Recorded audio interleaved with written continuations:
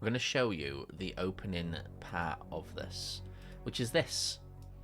So we've been given this letter from the Redmond Police Department. Hello, Matty. You do win every time. So we'll be given this letter. How are you, Matty, by the way? You good? How's things with you?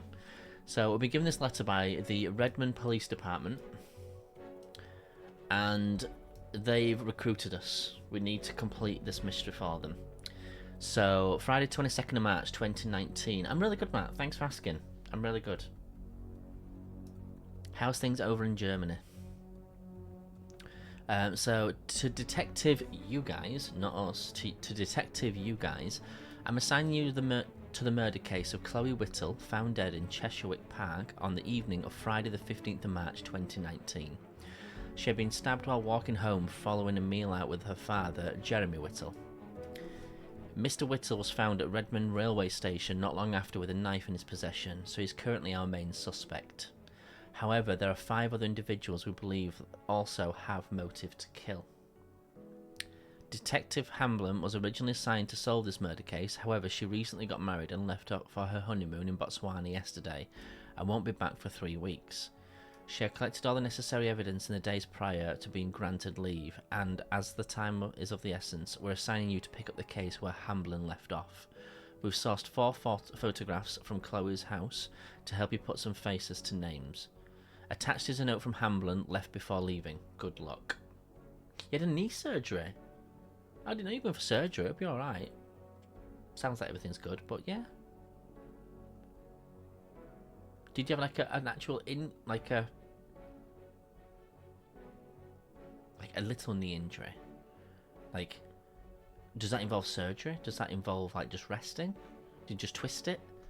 That's a little knee injury. It can be very debilitating, whatever the word is. That's wild. So attached is a note Hamblin left before leaving. Good luck. Yours, Chief Whittingham. So this is the note. So, hey, sorry to drop you in at the deep end like this. Thanks so much for taking over. I owe you one. You couldn't train for a week and you can't play a game. Oh, I bet you're itching to play. I read. I'm just warming up everything. Just going through the hello letter from the police issuing us into this. So, sorry to drop you sorry to drop you in at the deep end like this. Thanks so much for taking over. I owe you one. Several of the people connected to this case have kindly handed over their mobile phones so we could access text conversations.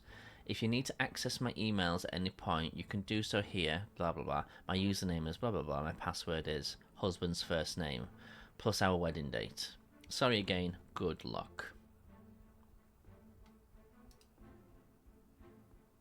So, how it's going to work. I'm going to start up the event in Discord. I'm just going to go into my live stream. In fact, I'll stay here actually. I'll stay where it actually is set up to be. So, feel free to join the Discord call if you want to start taking part in this stuff. You'll need to be part of a special chat in order to see this stuff as well, because I was sharing the evidence via the special chat. So whenever anybody's ready, feel free to join in.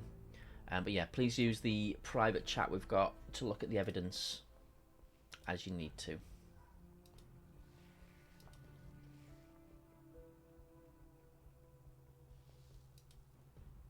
I am going to be booting people out this voice chat though that are not part of this. So if they're coming here, they're coming to take part. Just saying. Just so you know, we've got a whole evidence list here from Redmond Police. So they've given us everything that we need. So we've got New Year's photographs, different photographs of different people, CCTV, we've got receipts, forensic findings, weapon analysis, news clippings, website clippings, psychiatric reports, police reports, probation reports, a leaflet of train times, text chain documents, some witness statements, some statements from a salon. We have an envelope with a letter, which I've also included for everybody, a map of the area, and some crime scene photographs. If at any point you want to just have copies of these without having to wait on Discord, you can go to these details here. I'll share it. It's already shared actually in the group chat. I'll make sure it's shared, so you can always grab additional virtual copies if you wish to.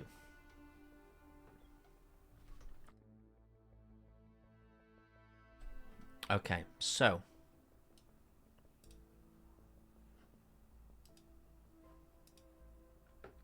where should we start off? Should we start off with grabbing maps and things? So I'm going to drop a map into... Hang on, actually. We pop out this Discord call.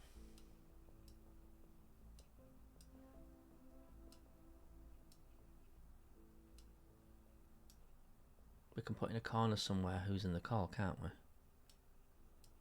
Like that. That'll work well. We've still got the evidences here. Cool.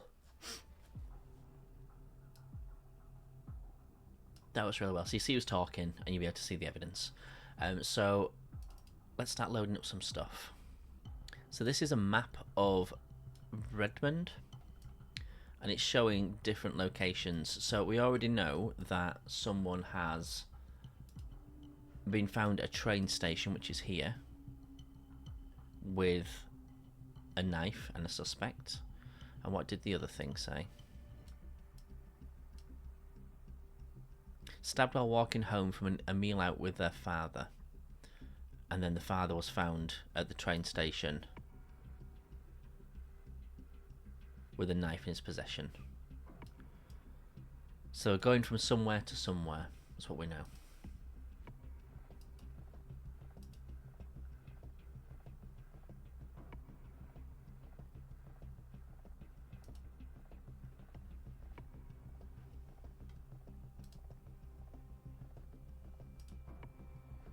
I'll share the map in that chat as well.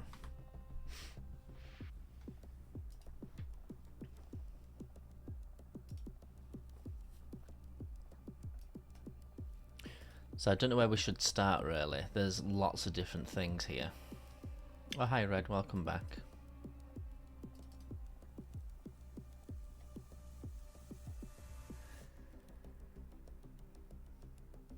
Oh well, you can always do it through stream if you want. We can talk about the evidence here and you can share any comments and stuff if you need to. Hello owner, welcome in.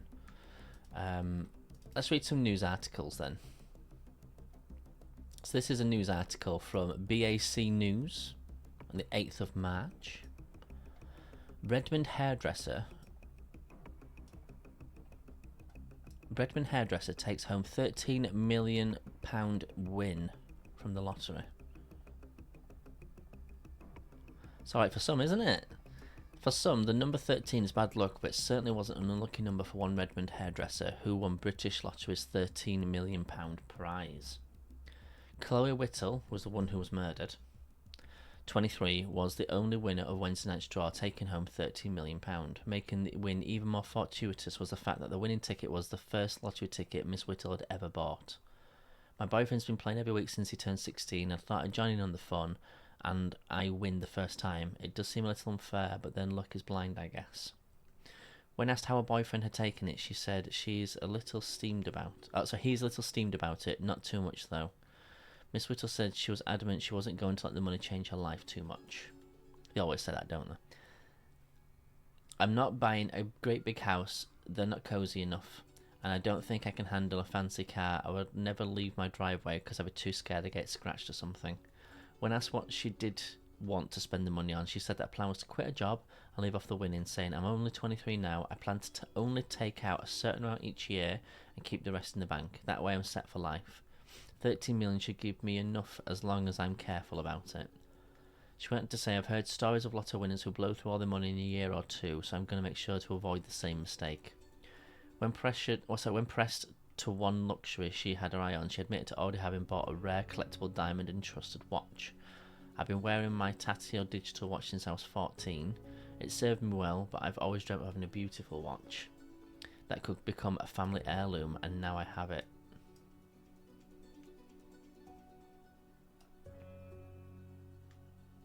Should we see the body?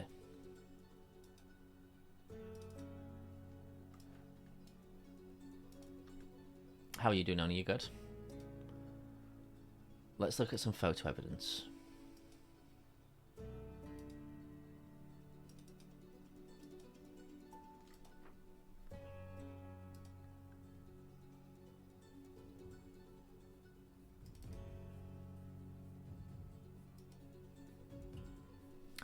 Bear with me a minute, I'm trying to find it.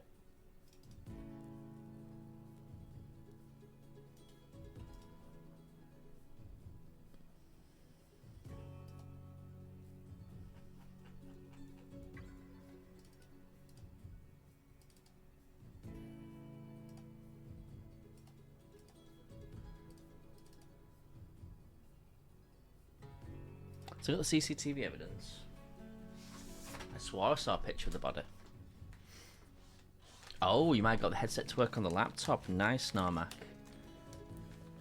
I don't know the answers, Red. This is the first time I've played it myself. So I'm learning at the same time as everyone else. I'm bringing out the pack here because I'm actually intrigued. I feel like there's pictures that I've not taken of the body. Oh, I have. I know where they are. Ignore me. Let's have a look at some pictures of some of the characters then, because it's all together. Photo evidence. Here you go. So here's all the photographic evidence of this pack.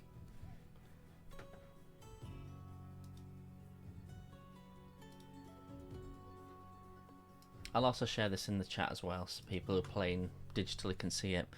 So let's have a look at some of these pictures. So this is Amanda and the girl, Christmas Do 2018. So this was a few months before the murder. We've got here me, Jack and Jade. I've noticed how that's been scribbled out. Jack's been scribbled out. Do you think... When did she win the lottery? What date was that? News article. That was 8th of March 2019.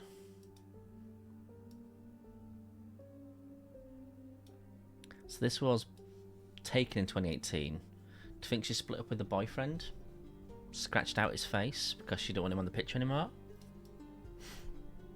Me and Dad, 1997. Me and Nathaniel, September 2018. Who's Nathaniel? I have no idea. It's as much as I know as well. But this apparently is Nathaniel. Don't know who he is. We might find out more in the witness statements. And then obviously this is when they found her.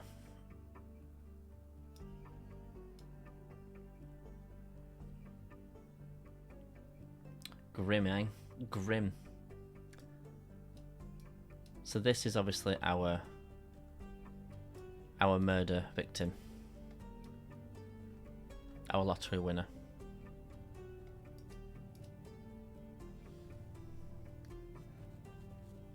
I think she's face down on the floor.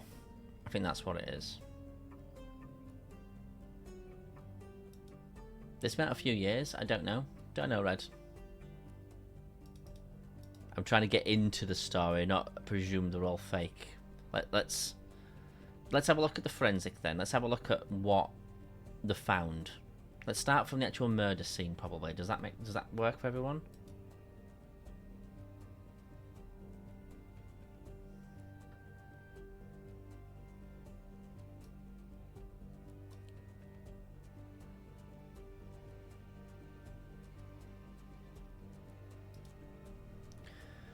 So I've got here then forensic findings. 23 years old, Chloe Whittle. She had a stab wound to her chest. To the left side of the chest, it was quite a deep cut, and the markings. She had trauma and hemorrhage into the left lung, so she was bleeding into the left lung, and there was bruises all over her body at different points. So what I don't understand is, if somebody was to get shanked by a knife and you fall, does blood pool? Does that cause bruising, or does the bruising happen before? Was she hit before she had the fatal stab wound? So it's saying here, stab wound to the chest. The knife caused stab trauma to left lung and caused internal hemorrhaging. Victim is also covered in light bruisings, mostly on her back.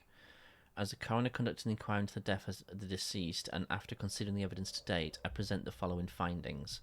Cause of death was loss of blood to stab wound, exacerbated by the removal of the knife from the body. Victim was stabbed once in the upper chest. From the bruises we can surmise she was in a tussle before being stabbed. The fact that most are on her back suggests she fell or was thrown to the ground at some point. So she's had a fight of some kind. We'll leave that there for a second. Let's have a look at the weapon analysis. So the weapon analysis is saying 25cm blade. The blade length was 13cm, so this is the blade. Stainless steel, serrated with a slight point to the tip. The handle is sturdy black plastic, curved slightly for better grip. Of note is a mark at the bottom of the handle embossed in gold as a symbol, the letters AB contained in a circle.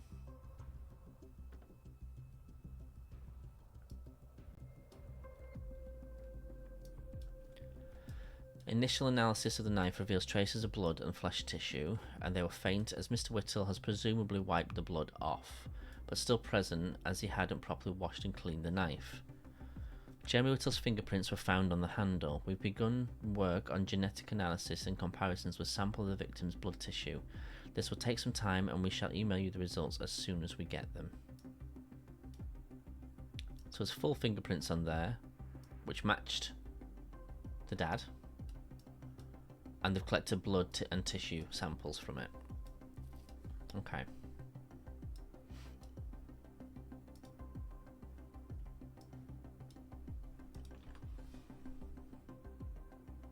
I've shared both those. Moik did it. Did I do it? So sarcastic. Did I go down there and do it? So I've got some CCTV here as well. Let's show you some CCTV. So it's really grainy. That's so far the headset's working. If you do want to dive in and get the files live in a chat, let me know and I can add you to a special Discord chat where I'm sharing them as I'm showing them. So you can talk and have a look.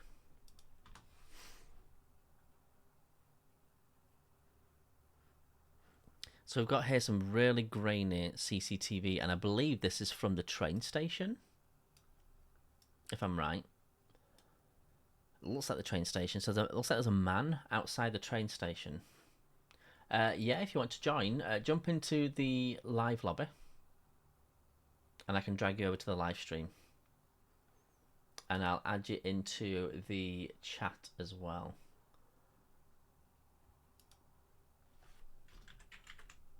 Am I friends with you now, Mac, on Discord?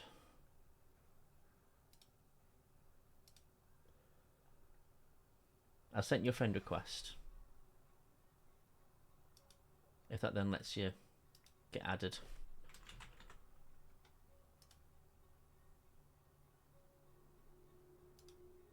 There you go, you've been added in.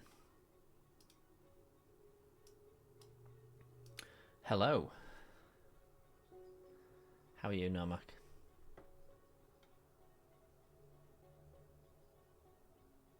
Headset's working, but they're muted. They're probably plucking up courage to say, hi!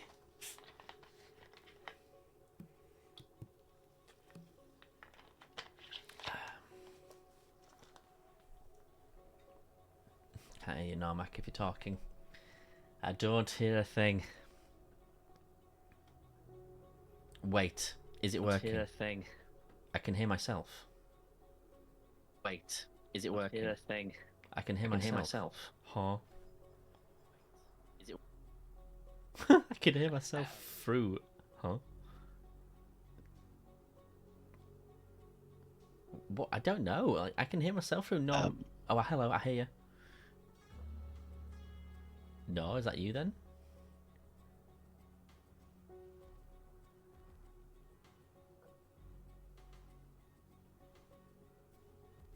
The tense music makes it even better.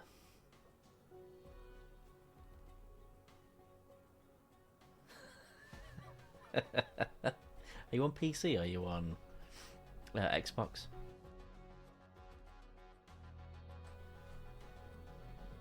Does this count as technical difficulties? So you can see here, when was she murdered? I don't actually know when she was murdered. Let me look at the coroner report again. 16th of March was the coroner's report. I don't know whether that was... Well, it can't be the date of the death, can it? We'll find out. We'll find out. So there's CCTV footage here of Friday the 15th. It's Americanized, the dates. So I believe this is the day it happened, because we're going to look at CCTV of the night it happened.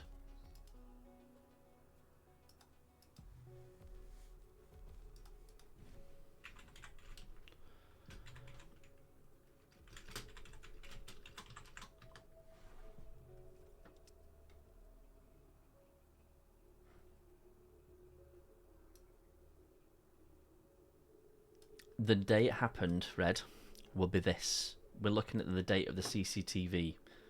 This is the date. 15th of March 2019. Apparently.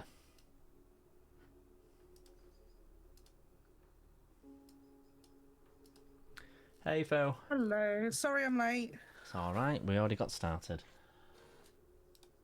I'm just catching up now. We're just looking through the CCTV at the moment. So there's a man outside the train station at 9:10. It looks like they're walking to the left. I think it's a man. Oh, this is the other angle. Okay.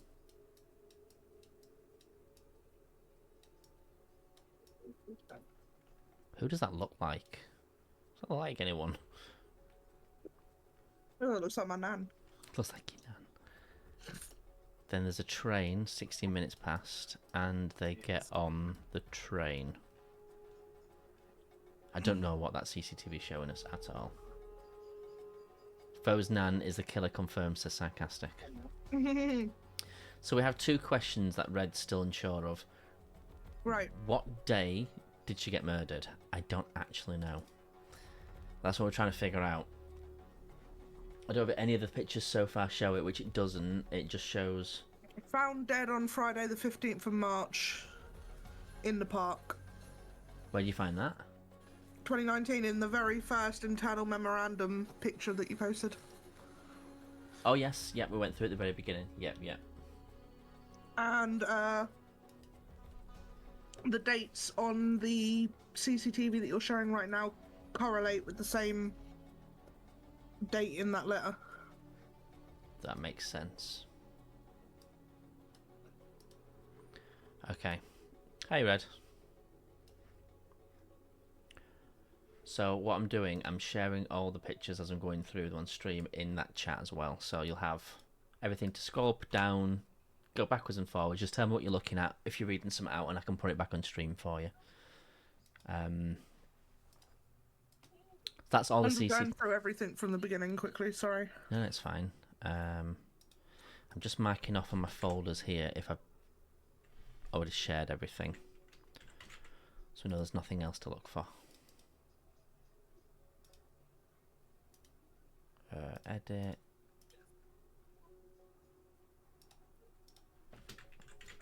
Done. There is here 2 newspaper clippings. I'll share both these two. I'll go through them on stream as well.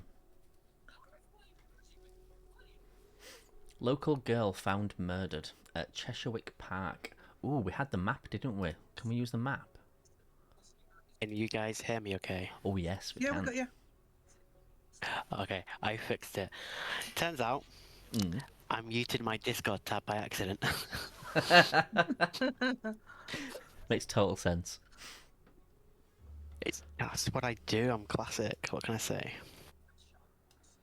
So I've shared a map already in that chat, and I'm just bringing it up on stream as well. So she got murdered in Cheshirewick Park. And then Okay, that's... well, she just won the lottery, so that's something. Yeah. And her father was found at the train station just a short walk away with the knife, which forensics indicate was the knife used to stab her. Her father was found with the knife. Yes. He's the primary suspect. Let me just say something though. They said the knife was inscribed with AB. Yes, it was. And in the photos, we know she's got a friend called Amanda. Ooh. Ooh, let's bring back up the photographs. So What's Amanda's last name? that's what we need to find out. Okay, let me go to the witness reports. I sure will have some. Because, I mean, being her best friend as well, Amanda would have contact with her dad to be like, oh, you should go to this place, and then he gets framed with the knife. Well, Yeah. let's go through what the newspapers reported, because that would have come from the police, wouldn't it? They've had to verify this. So, police arrest 51-year-old man following a murder in Cheshirewick Park. Cheshirewick Park was the scene of a murder. Police found 23-year-old Chloe Whittle stabbed in the park late Friday night. Police were called after a Redmond citizen found the body whilst on a walk at approximately 10 p.m. Chloe had recently been in the news after winning £13 million in a lottery draw, and police suspect the killer might have been after the money. Chief Kevin Whittingham said in an interview that the money would make for a likely motive, but at this early stage of the investigation it's too soon to say with any certainty. They went on to say that they arrested a 51-year-old man who had been found in possession of a knife they believed to be the murder weapon. Chloe had been working as a hairdresser and a stylist at Amanda's on the high street until very recently. Amanda Huxley, who owns and runs the business, said, "We're all devastated. She joined our team last September and instantly became a valued member, even though she chose to leave us. We remained on good terms and she was a dear friend. She was such a bright personality, she would never have a bad word to say about anyone. It's hard to comprehend that someone would want to extinguish all of that. Redmond police ask anyone that might be of help to come forward with their information." Bacon sandwich with bacon flavoured sauce in it. Bacon flavoured sauce, nice. Mm-hmm. Other news I have here. Do you know how we saw the guy getting on the train in the CCTV? See, the thing is with this, this could just be a random person walking down the road. Chances are slim, but, worse things have happened. I actually have here a hair salon statement from that particular barber's. I don't know if this will be of any help. Amanda's Hair Salon, statement of income and retained earnings. Let me zoom it in a bit on stream. I'll share it as well. So this is saying here that there's lots of different operating profits and stuff. They were negative on earnings that year. Okay. In 2018. Don't know whether that would actually help in any way at all, but... It does, if you think. How so, Fo? She just won the lottery, right? The girl that's dead just won the lottery. Mm-hmm. The owner of the salon is supposedly her best friend. Yes. And although she's quit her job, she's not going to leave her best friend in shit. I don't think she would have killed her for the money, because I think this girl would have helped her friend's salon out with the money she's just won from the lottery. But did it say that she left the team? Mm. No, Red. Chloe Whittle is the victim. Red's still stuck on who's dead. So, in that newspaper... Uh-huh. that you read out. Yeah, I'll bring it back up. Yeah. It said, where is it? 13 million. The money would make for a likely motive. Yeah. It said somewhere former had been working at a hairdressers and stylists at Amanda's on the high street recently. Yes. Until very recently, which means she did leave. Because it's until very recently, which implies that she was no longer working there. When she chose to leave us, we remained on good terms, and she was a dear friend. So she no longer worked So we know there. she was staying with her dad before it happened. So yeah, she Do we went. know Dad's name? So let me load up the very beginning part again for you, because you might have missed it at the start. One sec. So here's the full brief. So a murder's been committed in Redmond. We've identified several suspects and assembled the case of evidence, including all the stuff we spoke about. Your mission is simple: eliminate as many of the suspects as possible so that we can find the killer or killers and bring them to justice. So you need to find the killers, familiarise yourself with all the evidence provided, online content that is mentioned, internet access will be required to crack this case. Having observed all the evidence, it may be helpful to identify potential suspects and their motives. Missing evidence is fine. We're not going to get any hints. We're not going to check who we think the killer is yet, so let's ignore that. Mommy, can I have that? After this.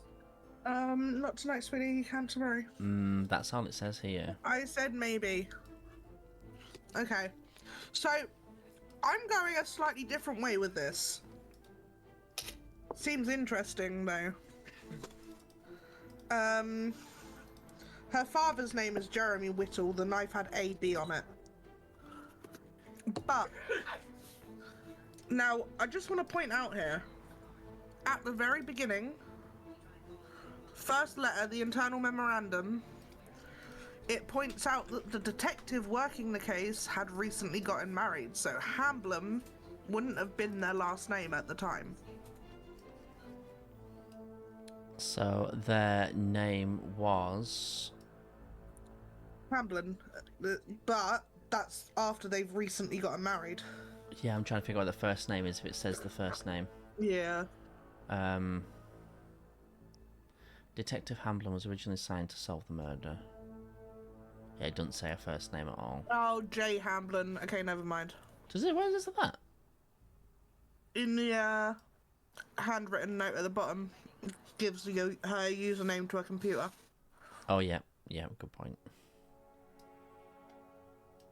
Never mind. I was barking up a very, very pissy tree right then. Randomly, right? Somebody make a note somewhere and just keep an eye out for this. Let's see if we can find out what Hamblin's husband's first name is and their wedding date. Because on there is a login page. I'm wondering if you can log into that to see anything. So keep a lookout for detective husband's name, first name, and their wedding date. I don't know how we'll ever find that and all this, but yeah. Do you want to read some witness statements? That'd be useful. Let's do it. Susanna Hang on a second. Oh yeah, go on. In any police investigation, it would never, ever, ever mention the name of that person's husband. Of the detective's husband. That shouldn't do. Unless at some point they are suspected for the crime. Yeah, yeah. I'm not saying Now, it is going to be Hamblin anywhere. is his last name. Wait, I've just realised something. What's that? If you look at the map, Oh, come back to the map. Yeah. on the high street, you've got Amanda's Hair Salon and Andy's Bistro, AB.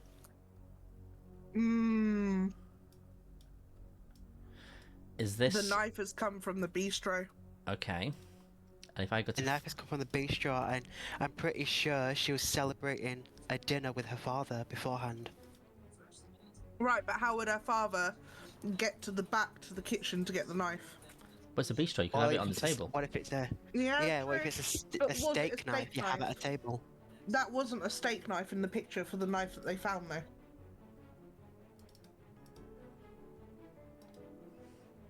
We've got a picture of the bistro. At Now, 9. the thing for me here is, having been qualified as a chef, Usually, when you have your knives initialed, you have them initialed with your initials, not with the place where you work's initials. Okay. Well, Go put it in the kitchen. if it helps though, there is literally CCTV footage of the bistro with the Yeah. AB on the door. And it is the same AB on the knife. Look at the knife. Look at the logo on the Yeah. knife. It's the exact same AB. So yeah, it's come from the bistro. Oh, Red wants back in. There we go. So yeah, it is the exact same AB on the knife. So it's come from and the it is bistro. a steak knife as well. Yes. If you look at that knife, it's definitely a steak knife. We know where the knife has come from. But then at the same time, initial analysis of the knife reveals traces of blood and flesh tissue on the blade. They were faint as Mr. Whittle presumably wiped the blood off, but still present as he hadn't probably washed and cleaned the knife. So they haven't actually done any DNA saying that that is her blood and flesh, and it's a steak knife. It cuts through bloody steak. So that might not even be the murder weapon. Dad could have just stolen a knife from the bistro. That's a fair point. Mm. They haven't actually, with DNA evidence, connected that knife to the murder. No, but they've connected his fingerprints because he was carrying the damn thing. Yeah, Oh, his darn, fingerprints are on the knife that they've assumed is the murder weapon, though. They also haven't initially analysed the knife wound on the girl to see if it matches a serrated edged steak knife. What date was she found again? I watch too much Crew Crime. I'm going to be like pointing out holes like... Because I'm looking at the photos here, and in the newspaper article, you can see the Cheshirewick Park sign. And on the sign, it tells you the park opens at 7:30 and what time the gates lock on each month. On the newspaper clipping. Oh. Yeah. Hang on, let me bring that Yeah, back up. here. On the On the back Google page. Post. Garden gates open 7:30 and the garden locks at January 8 p.m, February 10 p.m, Can you 11 p.m, 11 p.m. Yeah. can you is it on the sign? Up the top, yeah. If you Okay. zoom in on that. On the actual sign, if you Cool, zoom cool. in. Okay. So this was March. It was done. So it was 11 p.m. The thing was open till. Yeah. Yeah, and What time did they finish their dinner? Does it say what time Dad and daughter finished dinner? I don't think we got to that yet. We need to get to some of the witness statements, I think. Okay. We do have... Oh my god, there's loads here. I could show you records of communications if you want. So this is like text messages back and forth between people. So the first one is this one. I'll share it in that chat. And I'll go through it on stream. So... Booze and banter chat. Somebody called Goose. Dude, where are you? I'm still Betshed. Still at Betshed. Do we need the map as well? Where's Betshed on here? Okay, so this is at 4 p.m. Don't have a Betshed on there. Hurry up, the 5th race is going to start soon. You think I don't know that? The queue's massive. Have you managed to make your mind up now? Yeah, I thought, screw it, I'll just play my birthday. You're leaving it all to luck. Why not? Reading all the tips never seems to do me any good anyway. Okay, so your money. I'm only placing £30 on each. Got the ticket. Proud's pretty heavy. The race will probably be finished by the time I get to you. Shall we meet up at the entrance afterwards? Okay. Guess who's a big winner? Winner. Winter. Winner. Are you serious? We're going to hit the town hard tonight. Beers are on you. Then I just want a mint, and all you can think about to celebrate is beer. We're drinking champagne. I thought you didn't like champagne. Doesn't matter, I'm rich now, so I'm going to live big and do rich people things. I've got us a table at the back by the quiz machine. We're drinking champagne, Simon. So Goose is Simon. You could have too if you were here, but no. No. Goose isn't Simon. Look, the name changes from Goose to Simo. And she says, we're drinking champagne, Simon. You could have too if you were here, but no, Goose was there, Simon wasn't. This is a group chat. Oh, yeah. Goose. Now it's Simon. Hope you have a good one. But the dodo is on Jess's to the Clancy gene. What the fuck does that even mean? What?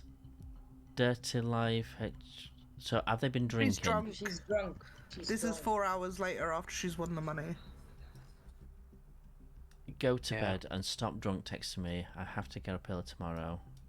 Boo. Send me a text when you get in. So this Okay, is so hang on. 9:38.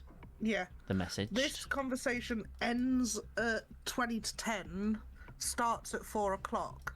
So, in theory, if she's on her way to wherever they're going at that point, like they're obviously at a betting place or something because they're on about a race, right? And then she's like, oh, I'm rich, but she was already rich because she won the lottery. I've got us a table at the back by the quiz machine. Is this at that steak place? That's the bar that they went to after the race. So where's the bar? Because right at the beginning, Goose is like, hurry up, the 5th race is going to start soon. Right. Have we got a racing place here? They've got the recreational ground. Surely that would be where they're likely to have... But there's no... On the map, there's no actual... There's a primary school, St. Stephen's, a train station, the bistro. I'm assuming they're in the bistro when they're like, oh, I've got a table. Yeah, that's what I'm thinking. Yeah.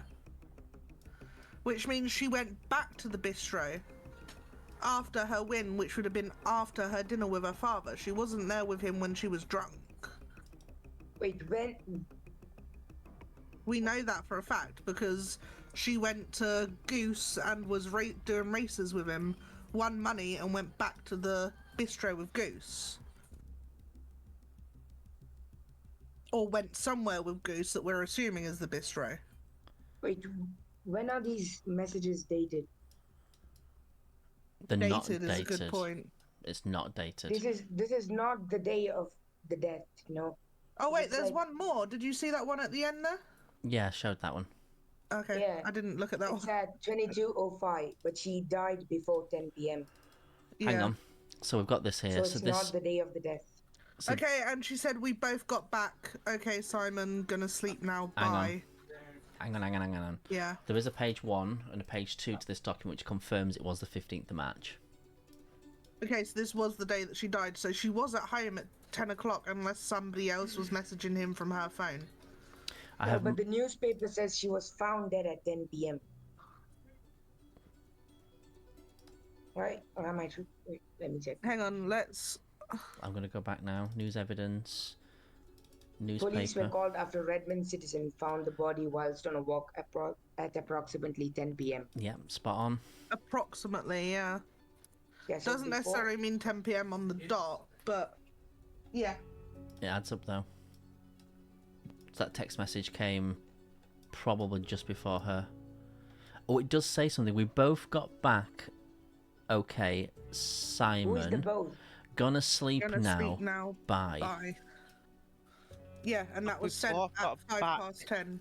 Okay, that means they went back together. With But Simon. does it though? Because if you think they haven't mentioned anything about finding her phone on her body, so there's a possibility that by the time that last message is sent, she's already dead. Okay, she's dead, and whoever has killed her has her phone, has seen those messages, knows someone's expecting a message from her, so they've acted drunk and sent that message to make it look like it was her, so that that person didn't panic. Yeah, but the only one that could know that should be in the group chat, right? Yeah, but that's if she's got a lock on her phone. If she hasn't, they could have just opened it up and looked. So there's a lot of foes Wait, all in on hold this. on. Yes. Sorry. Goose is still a big suspect, bro. Yeah, Goose is still a suspect, absolutely, but I think it's also far too obvious if she was messaging with him and we know she met up with him. So pause foe. Just let a few other people have their piece Yeah. too. What are you thinking, Red? What are you thinking, Normac? Well, I'm just Embarrassing. looking at this at the top of the text chain on the Okay. second part that you showed us. Yep. It shows the date the phone was, well, the messages were recovered, Mhm. device owner, which is TBC. Which means they probably do have the phone if they've recovered the phone. Recovered the text messages. Well, yeah, they must have done, wouldn't they? How else would they have got the text Yes, messages? Makes sense, doesn't it? Who is TBC? That's to be certified. To be confirmed. To be confirmed, yeah. It's not a different version of BBC, don't worry. Wait, Device owner, basically, they haven't decided. Oh. They haven't decided who this phone Wait. belongs to. Goose could And be look at the her. numbers at the End of it. side as well. Wait, because I Look at the pointed end this of out a it. minute ago. What are you thinking, says, Red? like, no, like scroll down and it's like outgoing 15th March. Wait, never mind, never. Okay. I misread it. Okay, can I just bounce off here? Okay. They don't know whose this phone is. Device owner to be certified, right? Okay, so what if she's Goose and she's like, I'm here, come, the races have already started. And they're like, woohoo, I'm rich, because she's already won the lottery. She wouldn't be going, yes, I've just won a mint, I'm rich, because she's already rich. She's just won 13 million. She wouldn't say that. Yeah, she didn't win the lottery at the date of death, right? No, she had already won it before the date of death. She was already rich. Yes. So she wouldn't be like, I've just won a min, I'm rich. Look, doesn't matter, I'm rich now, so I'm gonna live big and do rich people things. So this might not be her phone. This could be the killer's phone. Actually, let me bring up the newspaper again for a second. I don't understand is the numbers. Is that why you like dragons so much? So 8th of March they found the- out that they were a Yeah. winner. No, it's, Okay. There's a lot These of numbers just don't add up to me. there's a lot of So she wouldn't- speculation and a lot of This is what I'm Sorry, carry on. there's a lot of speculation and a lot of hypotheticals flying around. Yeah. Should we read some witness statements and things to try and knuckle down a bit more what actually has happened or what Yeah. people saw? The only thing I'm thinking is she wouldn't be like, woo, I'm rich, because she's already won the lottery, and also they also haven't decided who that phone belongs to yet.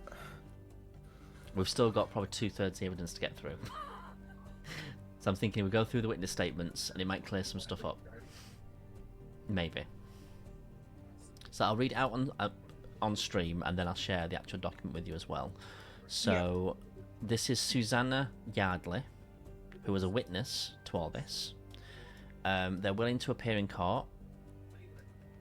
They have signed it, confirming that they've testified this is right, and it was taken by Alicia Barnes. Hang on. Officer signature, Alicia Barnes. Okay, I was gonna put out a big stretch there, AB. I know. Maybe she owns the bistro. So badge numbers there, Redmond Police Station, all good. So we'll go to page Hang on, 2. no, guys, please, just hear me out here.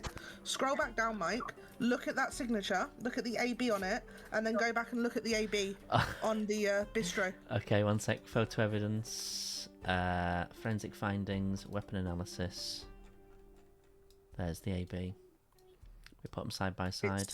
It's not quite similar. Okay, I thought the B is very similar with the smaller bottom bit and the bigger top bit. But though, when you look at handwriting, you do look. They're never going to be identical, but you look for similarities. There The A is is similarities. But the B is still quite similar in the sense that the top bit is bigger. Okay. Okay, to carry on to page 2 and read the statement. Yeah. Sorry, I got Okay. all excited about that. I'm yo-yoing around different pages here, trying to find everything as you're saying stuff. Bear with. Okay, witness statement. Susanna Yardley, over 18. Was witness visually recorded? No. This was done on the 20th as a statement after the fact. So they went out for a walk at around 9:40. We needed a pint of milk for breakfast the next day, so I thought I'd quickly pop to the supermarket. I crossed Rockhampton Road and cut through Cheshirewick Park to get to Cheshirewick Road.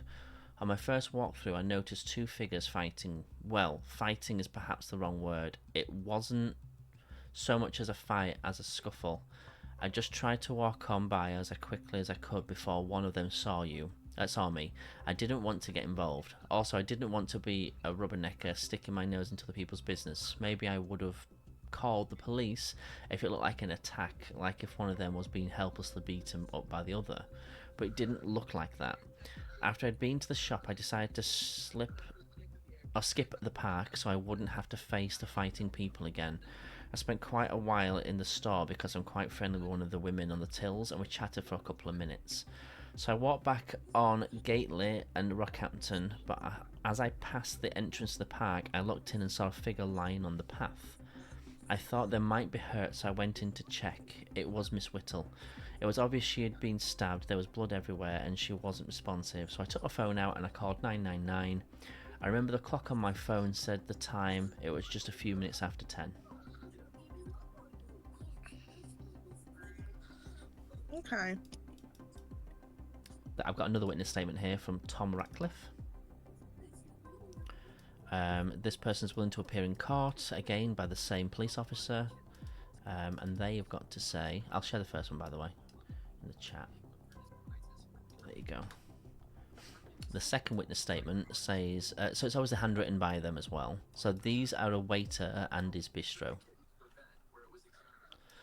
So I waited at the table of Chloe and Jeremy Whittle on the evening of Friday the 15th of March. Jeremy arrived first. He was early at his table and wasn't ready. So he had a drink, and we wasn't ready. So he had a drink at the bar while he waited. The table was booked for 8:15 p.m. I think he arrived roughly a quarter of an hour before that. Shortly before 8:15, I showed him to his table, and it wasn't long after when Chloe arrived. I recall they began with a meat and cheese sharing platter before the main course, followed by a dessert. At the beginning, they seemed amicable enough. I wouldn't say it was a house on fire, but they seemed happy enough. When I brought out their mains, they still seemed in good spirits. When I came to take away their plates and ask about the dessert, I noticed the mood was frostier than before. I didn't get a chance to hear what was said, though. When they ordered dessert, she only ordered coffee. When I brought his dessert and her coffee, I overheard her saying, "I can't help you," and him replying, "Can't or won't." Of course, they immediately stopped talking as soon as they noticed me, but the way they said thank you to me, well, it was clear they were trying to hide their hostility for one another, though they were never rude to me. When I brought the bill, she definitely seemed ready to leave. She paid and left. That was about 9:30, I think. He went back to the bar for another drink before he left as well. So yeah, I noticed there was something amiss at the table. I don't really recall any raised voices or complaints from the diners, but their voices both had a harsh tone. But it was all under the surface, nothing untoward. I also noticed some of the cutlery had gone missing from their table as well. But what can you do about that? People think they're being sneaky, but I saw the victim slip something into her jacket pocket. I guess she wanted to play a little prank on us because I found a steak knife at the end of the night on the stand by the entrance which holds the bookings log. I gave it to Keith the dishwasher and went home. Okay, so can I just point out? So she left at 9:30. He went back to the bar for a drink. The first witness went through the park at 9:40, which is when they saw them fighting. If he went back to the bar from the drink, what are the chances he's ordered it, drunk it, and got out and caught up with her all in 10 minutes at the park? But that also proves that she was at the bar with her father whilst the texts were happening from the phone. So I think that confirms that that phone is not her phone. Should we go back to the text messages and do the time stamps, maybe? Where did the father get the knife then from? From then? The father might have pinched one too. He said he noticed some cutlery missing, not just one. So 8:15 there was at the table. This person was already drunk at that point. Yeah.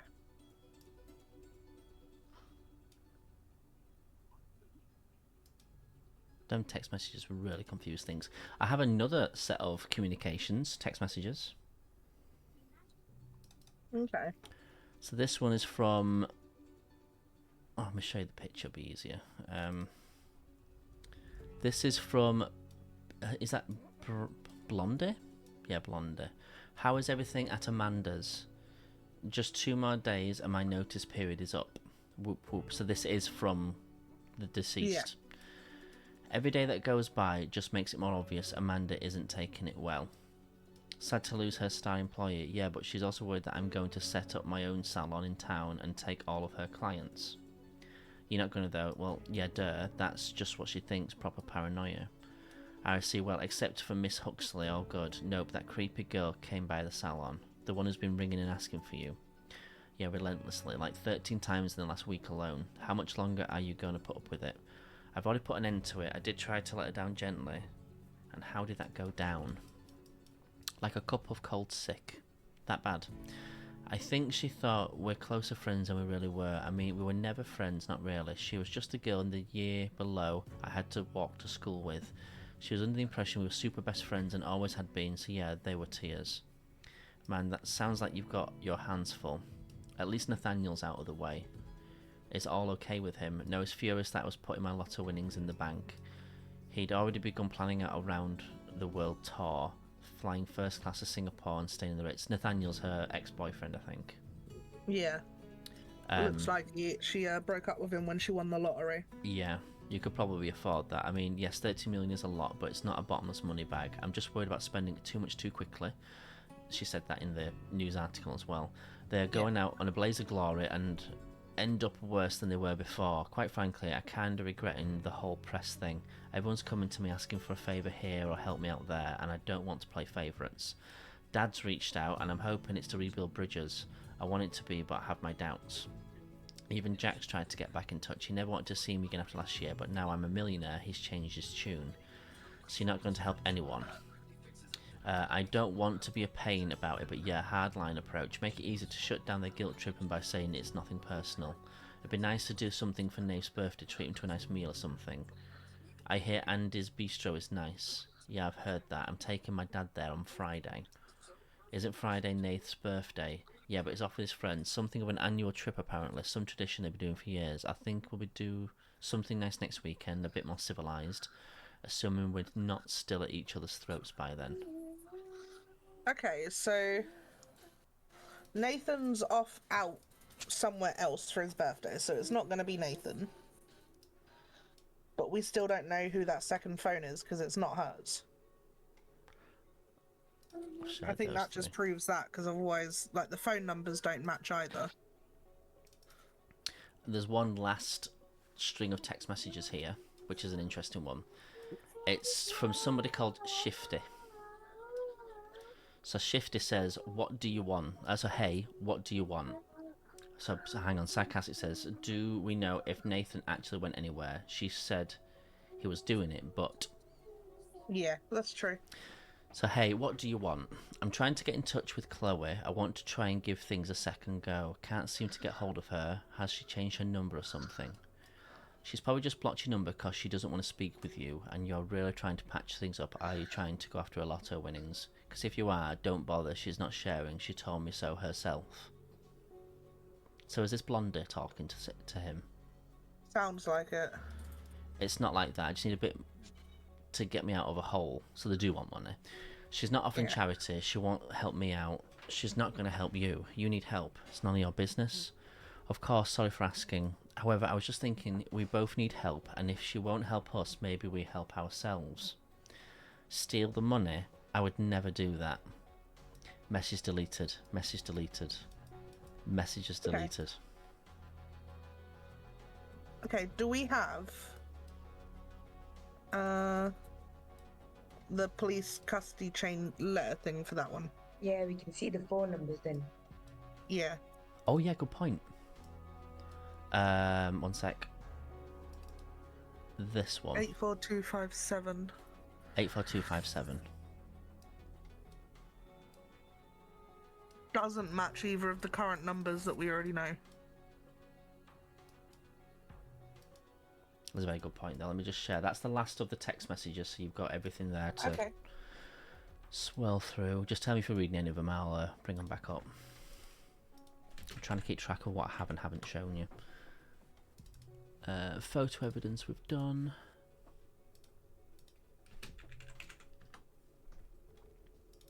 News evidence we've done. So there's other evidence. There's quite a few other like ancillary bits of evidence that might help. So Nathan's. Well, hang on. Yeah. Can I just go back to something? Yeah. The first witness walked through the park at 20 to 10 and she saw them fighting or arguing or whatever. The victim and whoever she was with. Then she walked back past the entrance at 10:05. A few minutes and after saw, 10. Yeah, a few minutes after 10, and saw the body on the floor. So that means it's between. There's, I would say, a 25-minute gap. There is. But in that time, she would have had to have been stabbed, and the person would have died, and the person would have had to have gotten away. It also seems like potentially that person dropped their phone, because that phone's also damaged in the corner if you read the police report on that first phone with the text messages. So the drunk one. Yeah, I'm looking at that one now. So yeah. Realistically, if they were arguing at 22 and she was dead by a few minutes past, I would say she probably died at somewhere like maybe between 10 to and maybe 5 to. So it gives you a 10-minute slot of when she actually died. And the text messages from that phone that they recovered with the drunk texts has that clear gap in text time as well. Exactly, and clear. Also says at 10:05 that they got back home safely, but at that point they wouldn't have had their... Well, they obviously didn't drop their phone there, but it's just a phone that pinged in the area at the same time, I'm guessing. And that's why they've got evidence from it. Wait, what's the difference between device number and the thing? Like pull up the picture. Should I stream? Yeah, if you want to screen share. Yeah, I don't know what you mean. Yeah. Device number and... You know the... Wait, I'll just do it. Device number and... Can you see it? Yes.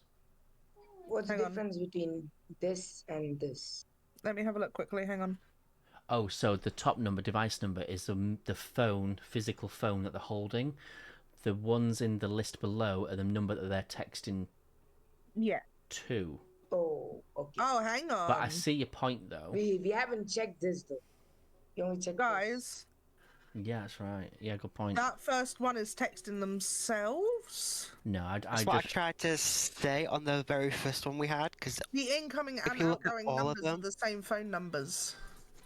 But they have been on and off, like, through... Oh, no.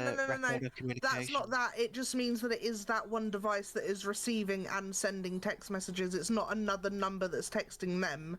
This is the number that is texting them. But their device is incoming and outgoing because their device is receiving it. So, if you scroll up a minute, Mike, if you don't mind, sorry. Where it says their device number, that's their phone. Yeah. Their phone on incoming is receiving a text message from the number 21696. And on outgoing, they are sending a message to 21696. That's why all of those numbers are the same number.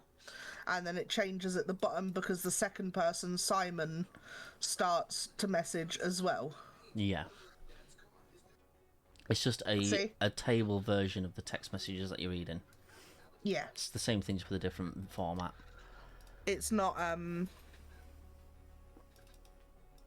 it's not unusual for it to be laid out that way. So we've got lots of other evidence that might help fill in some gaps here. So we have a letter to begin with to Chloe Whittle at the hair salon. So I've opened it for you. I thought I'd help you. I'll do the nice thing. So, Chloe, I read in the news that you've won the lottery on your first go. How lucky. Now it's time for your luck to change. I finally realised that you've been making a fool of me all these years. Nobody makes a fool of me and gets off lightly, and there will be consequences for your actions. I'll be seeing you soon, Chloe Whittle. Is this the weird girl? That's the girl that's died. It could be the weird girl. But I it think could the weird also girl. be the hairdresser owner that sent this, because think about it, she's been working there for ages, and then she said that the owner of the hairdresser was starting to get funny because she thought now she had won the lottery, that the victim was going to go and open her own salon and steal all of her customers. It's been stamped by Redmond Mail Centre, which means it was posted locally. Yep. That's from a local person. And so it could be the owner of the thing, it could be the weird girl that's creeping her out. What else we got in here? For some reason, it must be important for a reason. I have here the London Victoria train times. So I presume the train station picture must mean something. So Important. do you want to bring back up the Yeah. CCTV and just like check? I don't know. Something? I don't know what I'm Check the checking. times at the trains. Check the time that he gets on the train. Well, according to this, he gets on the train at 16:25. 9:16:25. So look in here. Well, then he couldn't have been the killer. Hang on. We know that she died somewhere between 9:45 and 10 o'clock. So at 9:16, that person can't be the killer. Okay, well, can we do the do before we completely come away from sorry. it? So I'm trying to bring up the other half of the thing. Right, I've lost my train of thought now. So he got on the train at 9:16:25. What train was he getting on? So Redmond's here, 9:16:25. So it's probably the 9:20 train, which was heading towards London. Yeah. So No, because whoever, there is one at 9:16 as well. where are you looking at that? At Redmond? Very first one, SR. Oh no, sorry, I'm on the wrong. Yeah, you're on the my wrong bad. thing. We're at Redmond. It would have to be 9:20. Yeah. But then again, look at the So- CCTV pictures. The train station ends with THAM. Yeah. So that could be someone going to. That's someone. Oh, go the other That's way. someone Yeah. heading to. Streatham. There's a place here Yeah. called Streatham that leads to Redmond. Yeah. So Streatham at 9:16, there was a train heading towards Redmond, which arrives at Redmond at 9:16, 9:32. Yeah. Just in time for the murder. So someone has come from Will it be the ex-boy? Was from it Streatham. here somewhere? Yeah, could be. Let's bring back up the CCTV for that. CCTV.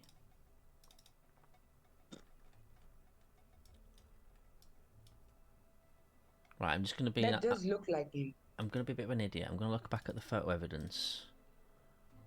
So Yeah, I just looked. It looks like him. that's Nathaniel, isn't it? Yeah. It does look like Nathaniel. Yeah. It does, but Nathaniel also looks like he'd be a bit more beefy around the shoulders. He looks like he'd have wider shoulders than that. But then we don't know whether he's lost weight since those pictures, so. Yeah, this was September 2018, wasn't it? Yeah. Yeah. But if Okay. you look at that top photo of Nathaniel with the baby. That's not. That's me is and that Dad. one of That's a father. Okay, that's not him. No, okay. But they look alike, don't they? That's Dad. Yeah. Oh, in 1997. Okay, yeah. Yeah. I was going to say the shoulders look too wide from that angle, but yeah, it does look a lot like Nathaniel. And is it Nathaniel then texting Blondie or someone else? And then all those messages deleted sounded like they potentially came up with a plan between them Okay, in the last text. I have a lot more evidence. Bear with me. Let me just... Yeah, carry on, carry on. Hair salon, letter, that one. We've got the map. So we've got here We did police that one. report. We haven't done this one yet. I've done this one. Mark Armstrong. I was called out to Dalton House on Shute Street following a report of a possible domestic incident at 8 p.m. on Thursday the 7th of March. This was before she won the lottery. Complainant Miss Kelly Lionel had rung about a domestic row in their neighbour's flat. Occupant of the attending flat, Chloe Whittle, the deceased, was having a heated argument with her boyfriend Nathaniel Betsley. Incident didn't appear to be violent, and I managed to calm the both of them down.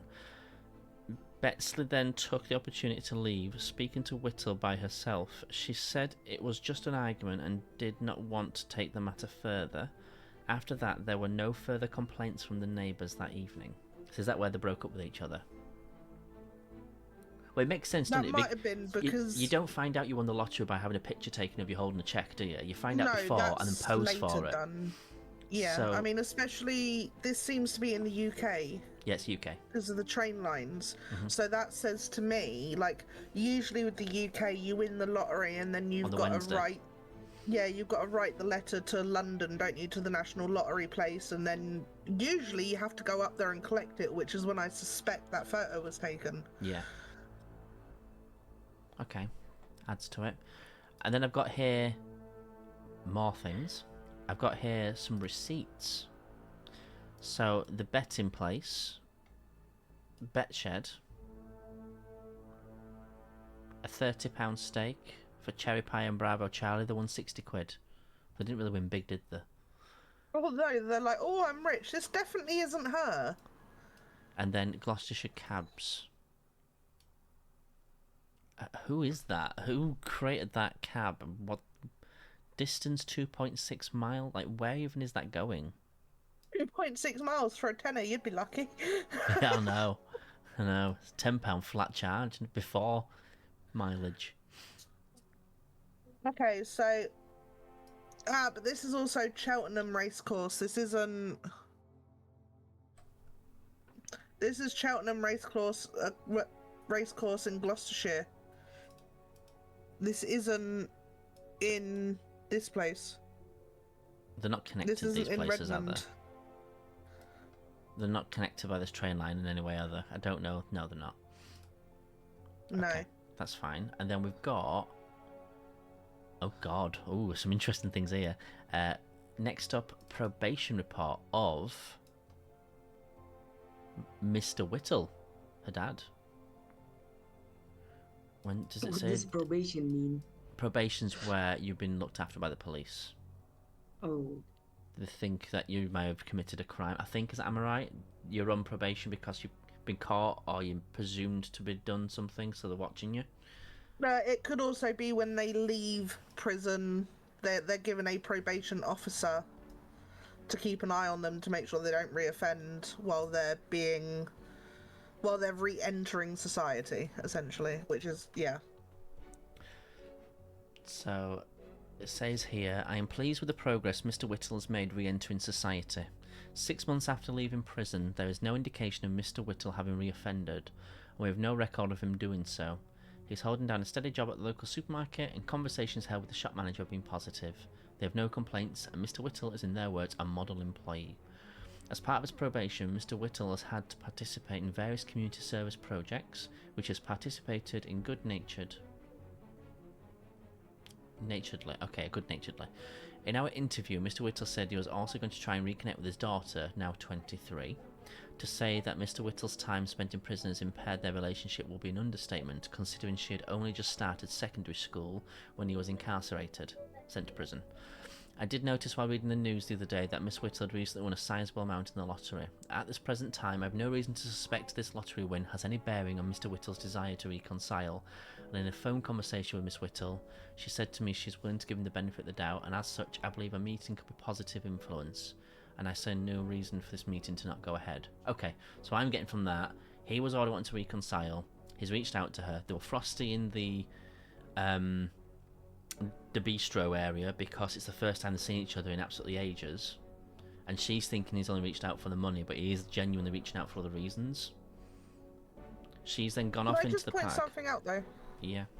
Oh, okay, never mind. I thought it said after 6 months in prison. No, it's 6 months after leaving prison. I was going to say, like, he had gone to prison when she was in secondary school and now she's 23. I was like, that's not 6 months. Yeah. So it's been a while. He's gone to her to reconcile. Yeah. She thinks he's gone for other motives. She's just split up with the boyfriend.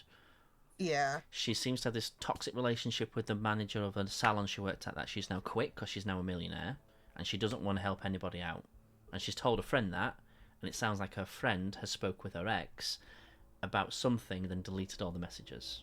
Can I throw something out there? Yeah. What about if the ex wasn't speaking with the friend but was speaking with the father?